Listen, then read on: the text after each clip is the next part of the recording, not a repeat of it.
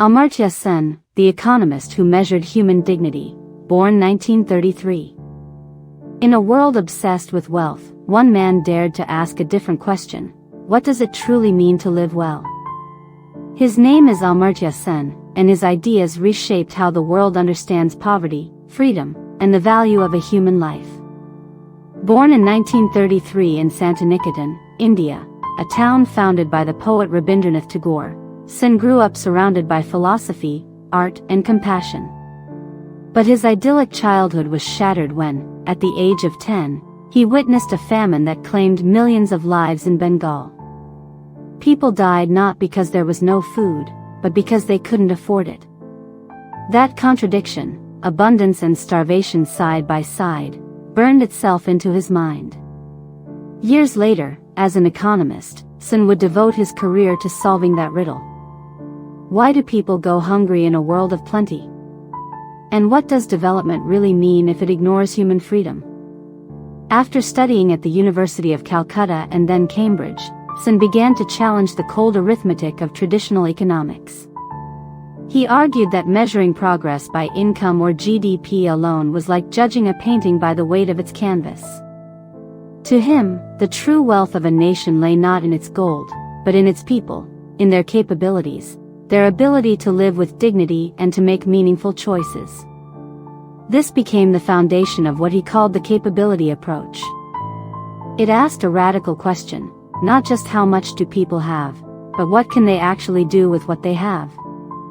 Can they eat enough? Learn? Speak freely? Work safely? Live without fear? In his groundbreaking book Poverty and Famines, 1981, Sen showed that famines were rarely caused by food shortages, but by systemic inequalities, failures of distribution, governance, and justice.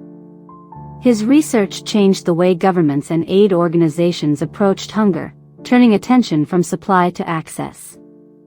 Later, he developed new ways to measure inequality and welfare, giving rise to the Human Development Index, HDI, now used by the United Nations. Thanks to his ideas, the world began to see that development was not just about economic growth, it was about expanding human freedom. In 1998, Amartya Sen received the Nobel Prize in Economic Sciences for his contributions to welfare economics and social choice theory. But he was never one for ivory towers. He used his platform to speak about education, women's rights, and democracy, often quoting his mentor Tagore. Freedom is the soul of civilization. Sen's voice carries a rare balance, rigorous logic tempered by moral clarity.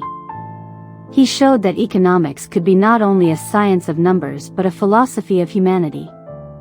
Even in his later years, teaching at Harvard, he continued to challenge injustice wherever he saw it, from inequality in India to the ethics of global trade. His mind remains restless, guided by a simple belief: a society should be judged by how it treats its most vulnerable. He once wrote, "Poverty is not just the lack of money. It is the lack of freedom to live the life one values." Through his ideas, Amartya Sen gave the world a new lens, one that sees beyond statistics, into the quiet dignity of human choice. He did not build machines or discover particles. Instead, he built frameworks that reminded humanity of its conscience. Amartya Sen, the economist who measured human dignity, born 1933.